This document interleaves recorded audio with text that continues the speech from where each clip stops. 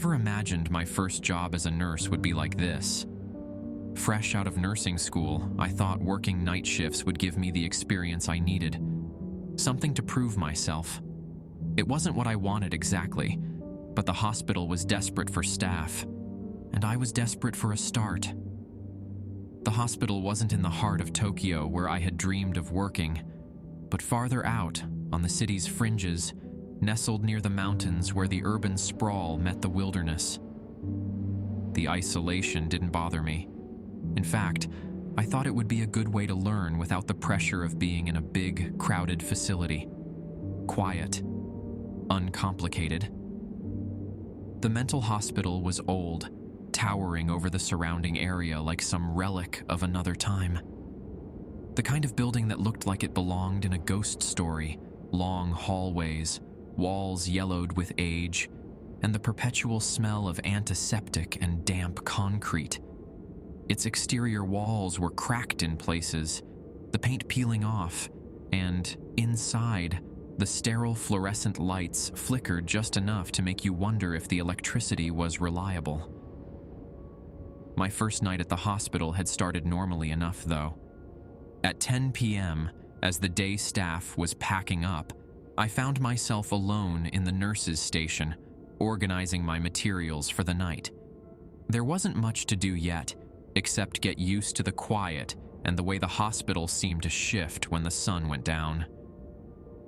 Yuki, one of the nurses who had only been working here for a couple of weeks, strolled in, clearly relieved to be heading home.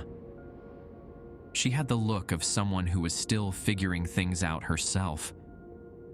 2 weeks isn't enough time to settle into a place like this, I thought. "You're the new one, right?" she asked, giving me a smile that didn't quite reach her eyes. I nodded. "Yeah, first night." She stopped mid-step, raising an eyebrow. "Did they give you the rules?" "Rules?" I asked, confused. Yuki's expression shifted slightly. "They didn't give you a set of rules for the night shift?" I shook my head. No one mentioned anything about rules." "That's weird," Yuki said, frowning as though something wasn't sitting right with her. "When I started, they gave me these weird rules. I've only been here 2 weeks, so I'm still getting used to them myself." She walked over to the desk and pulled out a blank piece of paper, grabbing a pen.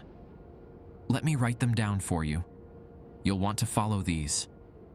I watched as she wrote quickly, her brow furrowed slightly.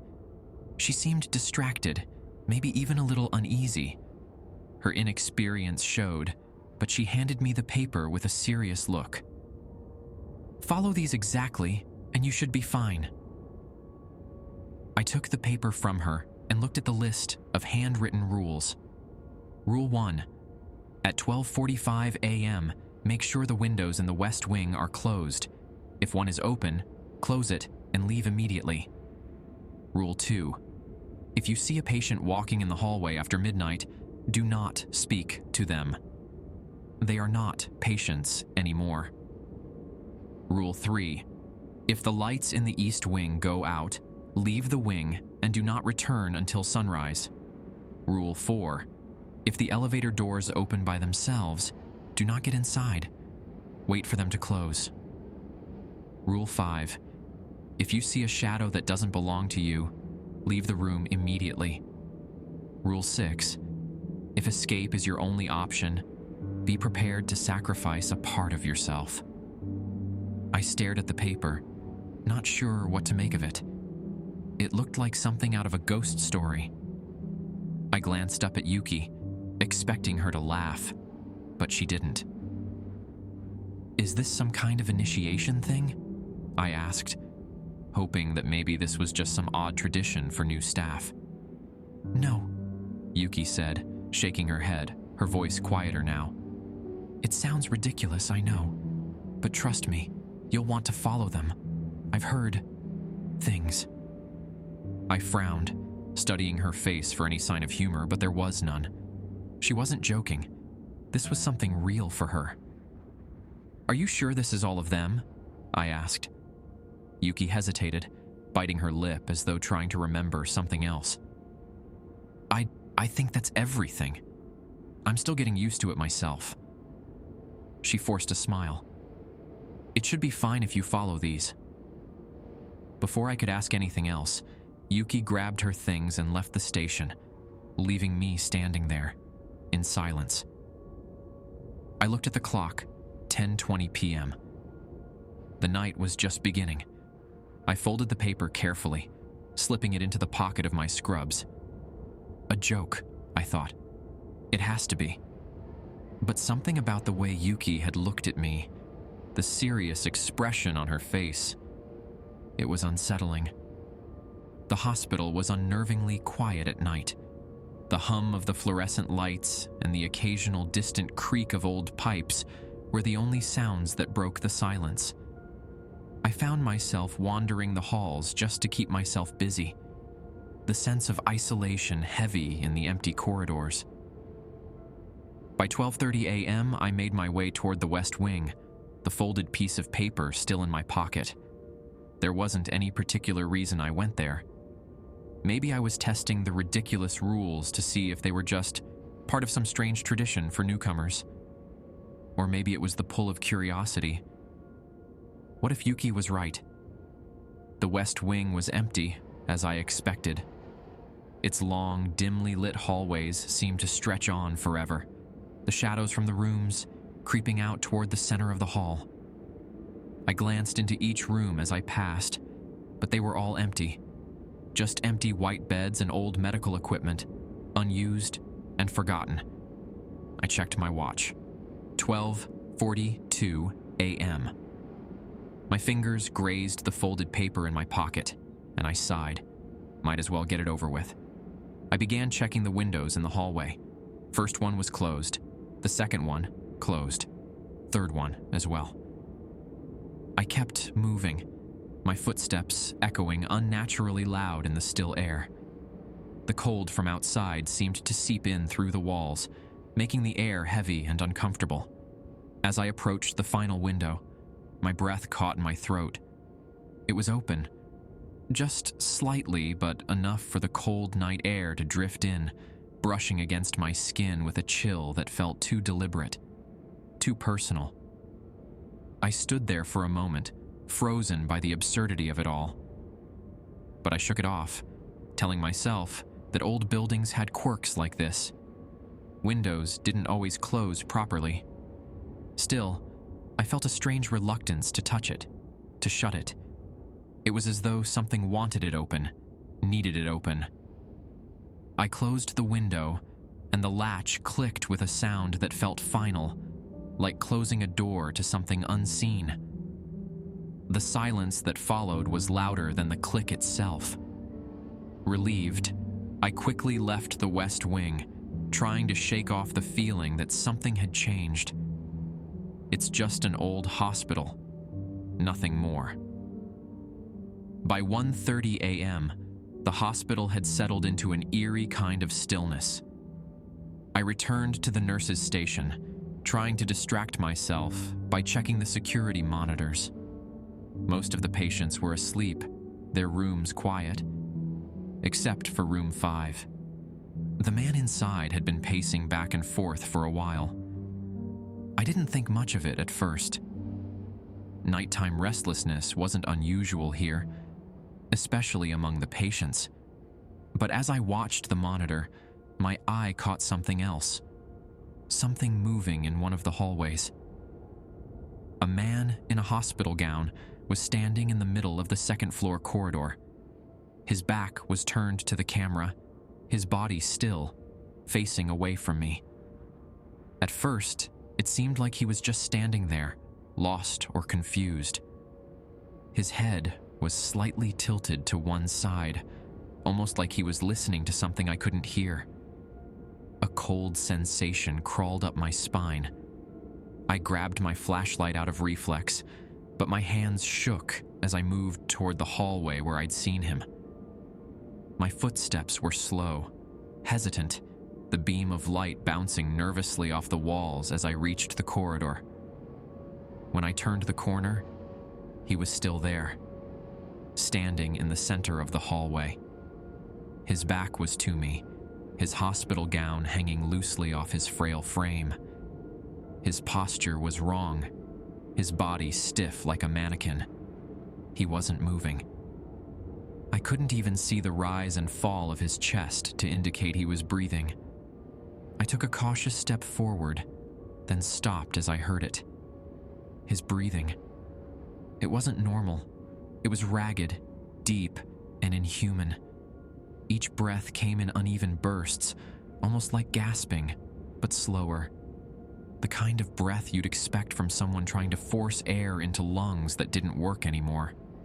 A wet, dragging sound followed each inhale, like something inside him was broken. He still didn't move. His head stayed tilted, his back rigid. He was waiting. I wanted to call out to ask if he needed help.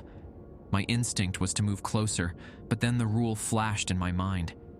If you see a patient walking in the hallway after midnight, do not speak to them. They are not patients anymore. I felt a rush of dread, as though a cold hand had wrapped itself around my heart. His breathing grew louder, more ragged. I could hear the wet, gurgling sound of his lungs struggling to function. But he didn't turn around. He didn't move. I took a step back, then another. My chest tightened with fear, my breath catching in my throat as I slowly backed away from the hallway. I couldn't tear my eyes away from him. My mind screamed at me to run, but I forced myself to move slowly, carefully. As I turned the corner, there was no denying the cold, creeping terror that told me I'd narrowly avoided something terrible. By 2 a.m., the sense of unease had settled into my bones, and I couldn't shake it. Every creak of the building, every flicker of the lights, felt deliberate now. Like the hospital was trying to send me a message, something just out of reach.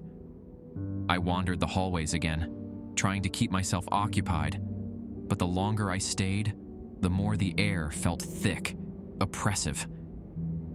Around 2:15 a.m., I heard something. A faint tapping noise, rhythmic and unnatural. It was coming from room 7. I hesitated, the rules flashing in my mind. I didn't remember seeing anyone in room 7 earlier. It must be a mistake. Maybe a patient had been moved during shift change, and I hadn't noticed. The door to room 7 was slightly open, and I felt an unnatural pull toward it. The tapping continued as I approached, like fingers lightly drumming against a wooden surface. I pushed the door open. Immediately, the air shifted. It was colder in here, so cold that I could see my breath fogging in front of me. The lights in the room flickered violently, and an overwhelming sense of wrongness settled over me. The tapping had stopped. I took a step forward, my heart pounding in my ears. That's when I saw her. A figure stood in the far corner of the room, her face obscured by long, tangled black hair. She was unnaturally still, her head slightly cocked to one side. Her lips, split wide into a grotesque grin, were too red, too wide. Her eyes, those hollow, dark eyes, stared right through me. She took a step forward, her body moving with a fluid, unnatural grace. Too fast. I ran out of the room before I could process what I had just seen. My mind was racing, heart hammering against my chest as I sprinted down the hallway, desperate to get back to the nurse's station. What the hell was that? Am I losing my mind? I reached the end of the hallway, my breath ragged, but my momentum was suddenly stopped by a soft ding. The elevator doors in front of me slid open. Rule 4. If the elevator doors open by themselves, do not get inside. Wait for them to close. My legs trembled, threatening to give out beneath me as I stood frozen in place, staring into the empty elevator. I watched it, barely daring to breathe. My eyes stayed locked on the empty space within the elevator. I could almost feel something in there, lurking just out of sight, waiting for me to step inside. For a few moments, the elevator remained open, its doors wide and inviting. Then, slowly, they slid shut with a final mechanical click. I let out a shaky breath, my nerves frayed beyond belief. I was losing the grip on reality. Everything felt wrong.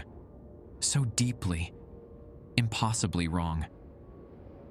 I rushed back to the nurse's station trying to collect myself, but the panic was tightening around me like a vice. My mind was racing, trying to piece together what was happening. As I approached the station, I glanced down the corridor leading to the east wing. That's when the lights went out. The entire hallway was plunged into darkness so complete that it seemed to swallow the air around it. Rule 3. If the lights in the east wing go out, leave the wing and do not return until sunrise. My feet felt like they were made of lead. I stood frozen in place, unable to tear my eyes away from the pitch-black void that had once been a hallway. The shadows crept toward me, moving like liquid, alive with an unseen force. I felt it then. Something watching me from within the darkness. Its presence was undeniable, pressing against my chest like a weight I couldn't escape. Slowly, I backed away, my breath quickening as I distanced myself from the blackened wing. I couldn't see what was in there, but I knew I didn't want to find out. Not now. Not ever. I arrived at the nurse's station, my hands shaking uncontrollably as I rifled through the papers on the desk. My vision was blurred, panic clawing at the edges of my mind. The hospital was alive with something I couldn't understand. As I shuffled through the mess of paperwork, my hands found an old, crumpled sheet of paper buried beneath patient records. I unfolded it slowly, dread creeping up my spine with every word I read. The list was identical to the one Yuki had given me, except for one crucial detail. Rule 3. Do not enter room 7 after 2 a.m. My heart sank. I had broken a rule. Yuki forgot a goddamned rule. I glanced up from the paper, my hand shaking, and that's when I saw it. There, on the far wall across from the nurse's station, a shadow stretched unnaturally long, too far from any light source to be my own. At first, it was subtle, a dark shape that shifted in the corner of my vision. But as I looked closer, my breath hitched. The shadow moved, but I hadn't moved. Rule 5. If you see a shadow that doesn't belong to you, leave the room immediately. My chest tightened with terror. The shadow stood on the wall, warped and twisted, like someone standing just out of sight, pulling itself toward me. It didn't make sense. There was nothing there, nothing that could cast a shadow like that. It loomed larger, darker, as if the very light was bending to accommodate it. And then, the shadow shifted again, breaking from the wall and moving across the floor toward me, as though it had come alive. The air in the station thickened, suffocating me. I couldn't breathe. My legs felt frozen in place, my feet glued to the ground as if the shadow was pulling at me. She was watching me from within the darkness. I could feel it. I stumbled back, tearing my gaze away, my heartbeat thundering in my ears. As I fled the room, the shadows twisted unnaturally, creeping along the floor, their edges darkening and thickening. From within the darkness, she began to form, her twisted body pulling itself free from the void, like she was born from the night itself, her torn smile stretching wider with every step. My legs carried me down the hallway, every muscle screaming as I reached the hospital's entrance. I slammed my hands against the heavy doors, but they wouldn't budge. No matter how hard I pulled, no matter how desperately I tried to force them open, they remained sealed tight. My mind spiraled as the sound of footsteps echoed behind me. Slow, heavy, and deliberate. I knew who they belonged to. She was coming. The slit-mouthed woman. The figure I had seen in room 7. She was here. Her presence a physical weight pressing down on me. Her whispers growing louder, crawling into my ears, seeping into my mind. The words were unclear at first, but then they started forming into one clear message. You broke the rules. You can't leave. Frantic, my eyes darted around the small reception area near the entrance. There, on a metal cart pushed against the wall, I spotted it. A surgical tray, tools scattered across its surface. Among them was a scalpel, sharp and gleaming in the dim light. My breath hitched as I remembered the final rule. If escape is your only option, be prepared to sacrifice a part of yourself. My hands closed around the scalpel, and I held it up, the blade catching the dim light of the room. I had no other choice. The footsteps were growing louder, closing in.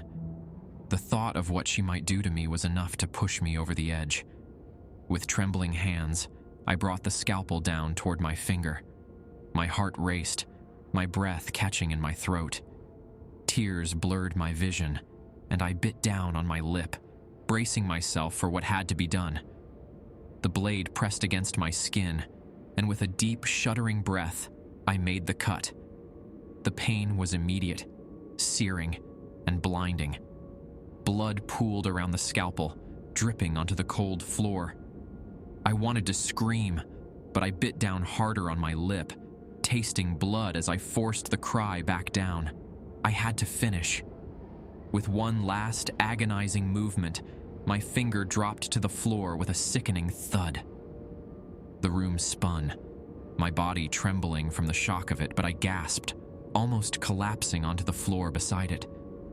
But then, the doors to the entrance burst open, and I felt the weight lift from the air. The hospital seemed to sigh, releasing me. Blood still poured from my hand, warm and sticky, as I stumbled on shaky legs toward the main street. Every step felt like a battle, my heart thundering in my chest, my breaths shallow and ragged.